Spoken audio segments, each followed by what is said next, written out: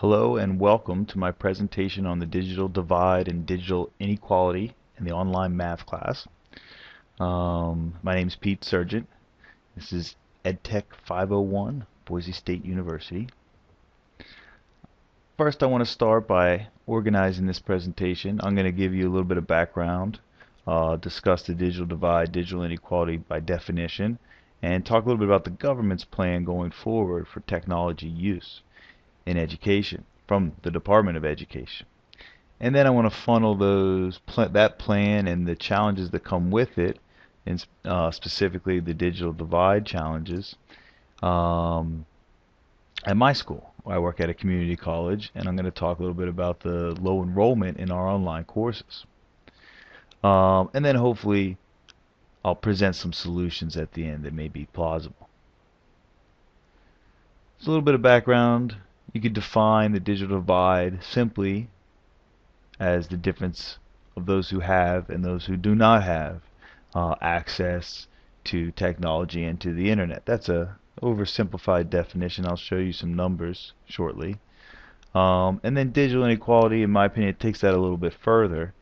Assuming you do have access, what's the difference in those users who do have access? Their skill set, their abilities to use that technology. And then a little discussion on the government's plan for technology in education. So here is an illustration of the digital divide, and this is percentage of people using internet worldwide, and you can see the divide, right? Quite literally, you can see the difference in the developed world using internet, 70%, and the developing world, which is quite lower. In addition, though, something else you can notice here is the increase, right? The increase of internet usage. It's trending up. Closer to home, here's another figure that shouldn't be surprising, I don't think. For example, if you look at the left, you'll see broadband at home, and the haves and the have-nots, right? You got the people who are making money, 75,000, household income, 87%, broadband access at home, and there are those making less than 30,000, only 40% have that access at home. This is from 2010 Pew Research Center. Okay, so that's the divide, the haves and the have-nots. Now, if we look a little closer, the idea is that this is trending up, and that divide will shrink, right? Think of it like phone usage. When the phone first was invented, not a lot of people had phones, right? And now think of the cost of a phone and how many people are using them. That is a lot of people's idea of what's happening with technology. So as that access is more available to all people, then we talk about digital inequality. And a paper written by these two authors, I'm going to use their quote about digital inequality that I like. They're referring to not just the difference in access, but also to inequality among persons who do have access, with formal access to the internet. After reviewing data on internet penetration, these guys describe 5 dimensions of digital inequality. Okay, so this is what I'm referring to. I like this definition here. I like this line of thinking about the digital inequality. The differences in equipment, right? Those with access, what differences in equipment, autonomy of use, skill, social support, and the purpose for which they're using it. Okay, so that's the idea of digital inequality that I really like, and I'm going to focus a lot really on the skill set, right, of those. What good is having access if you can't use it? All right.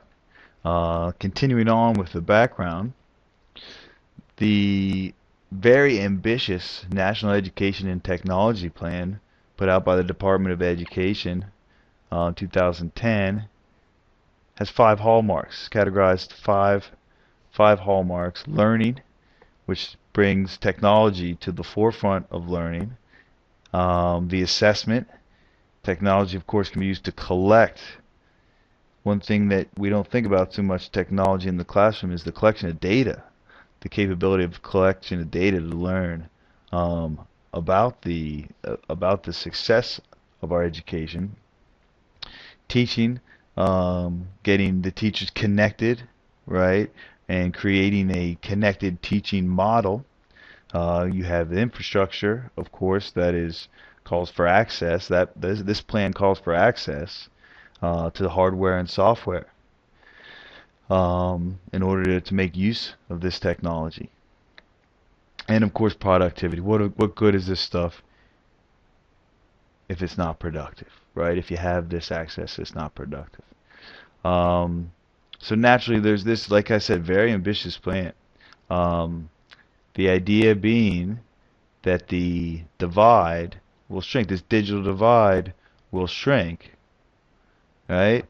As the infrastructure grows with this plan, um, and the government, I believe that what will happen, what happened, the government said when, like I said with the phone, when the phone came out, the government said we want everyone to have cheap access to telephones, right? And eventually that was achieved. And I believe that this is heading the same way. So, like we saw with the definition of digital inequality, once the access is there, then we can concentrate on the inequality. Okay, so I want to funnel these ideas to my school. So we have the plan for education and the challenges, of course, that come with it. I teach at a community college. So this slide right here has nothing to do with the digital divide or inequality. I just want to show you that it is a significant number of people who are attending community colleges. And here you can just see enrollment, part-time and full-time. Of course, community college, you have a lot of part-time students, people who work. And that's in the millions, right? You're looking at about 7 million community college students. This is from 2010. In addition to that, of course, you want to talk about money. How much money are they getting? You can see in this graph here the total federal aid. And at a public two-year associates, a type of school where I work, you got 31% of the students on federal aid, averaging about $3,000. Okay, so that's a significant amount of money going to these students. So again, that's just giving you a landscape, and then funnel it a little bit more to my community college in Baltimore. It's a large college. Many students are non-traditional. That's me in action there, not in an online course. But I do teach online courses, and that's what I'm going to talk about in a minute. So you have your many non-traditional students, and there's a reason why I'm saying that. And again, a lot of them receive money, right? Federal assistance. So that also has to do with not only do we not want to waste the tax dollars going to the education by giving them a proper education, but it shows the divide in the socioeconomic status. A lot of people that a good chunk of the students do receive federal assistance.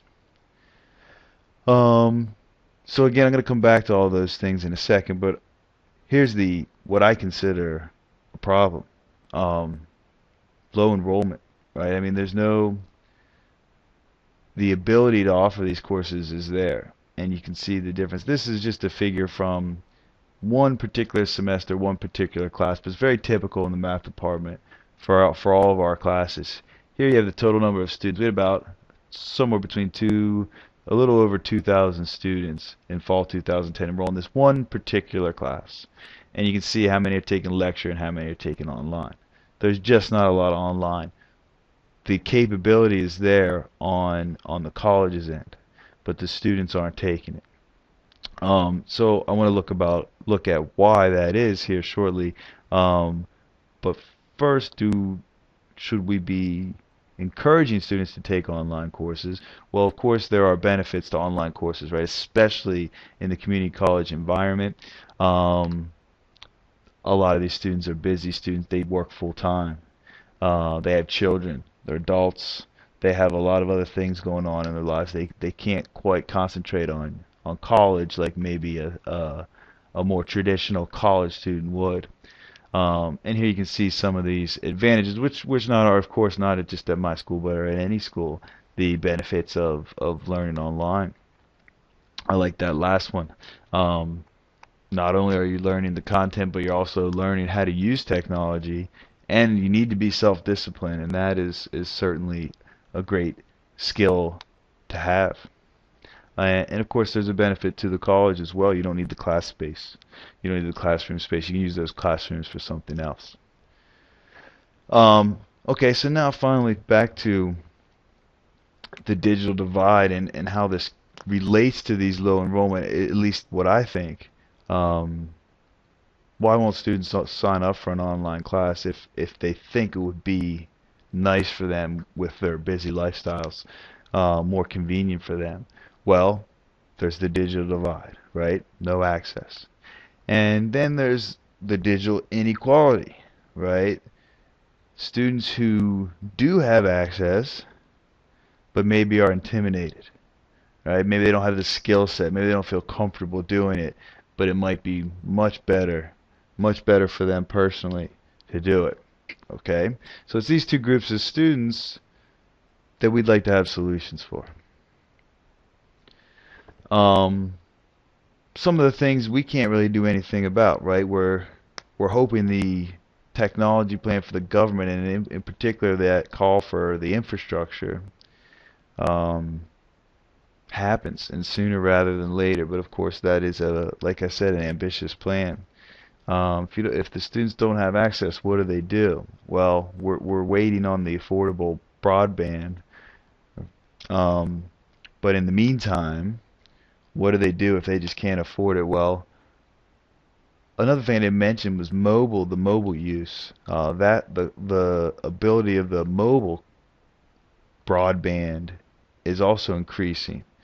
So at some point, that just your mobile phone might be enough to take an online course. Right now, I don't think it's quite at that stage. But you have some solutions. You can give access. Now you have we do have free Wi-Fi at our school, which of course would require you to come to school, but it still gives you that open schedule ability. You can do the work whenever you wanted. What we don't have is the labs that we need. On campus, we really don't have the lab space, and that's something that we're working on. In addition to that, there's no computer access. They can't purchase a computer. If a student doesn't have a computer, we don't help them in any way. And this is something that I'm going to look into. Um, Chromebooks, which are one very affordable laptop option, um, that we're going to talk to the powers that be about this and see if I can't get something going. There's a lot of discounted software, very expensive software packages, um, that are available to students, and I'm going to look into see if we couldn't do something like that for hardware. So those are some possible solutions to students without access, but I think like I talked about before, as the access grows, the real issue then becomes with I think the skill set, right? If the access is there, then it's the inequality that you need to worry about. And this is a tough one. I think it's a tough one, and the only thing you can do is educate, right? As far as the students, like why are they shying away from the technology when it's there, um, for them to take advantage of? And it's because they don't know, right? They don't know how to use it. So what I'm going to propose is to offer training. And this is, I mean, it's a fairly straightforward solution, but it's the students, they don't know where to begin, right? So you need to advertise, and when students come in to take their placement test to register, you need to advertise, and we use Blackboard as our delivery. Blackboard training, online training, not just that specific software, but learning assessment, what type of learners they are, and different things like that, which is very simple for us to do. It's just a matter of getting a training program together, and I think maybe a good way to do that would be in a blended format, right? Because if they're not going to do an online training course if they're scared of online courses, right? So it would have to at least start off face to face, and that's something I'm going to look into. In addition to that, we do have a mandatory course now that's a 1 credit course, that's an orientation course, which a lot of colleges do. And there's a little bit in there about Blackboard and accessing your online information, but there's really not much in there to orient a student when it comes to taking an online course, and the skill set they need and the self-discipline they need to do that. So those are some of the things that I'm working on now. Like I said, that's a tough one. I think the inequality is not easy, but it's something that we're working on now. Thank you, and I look forward to your feedback.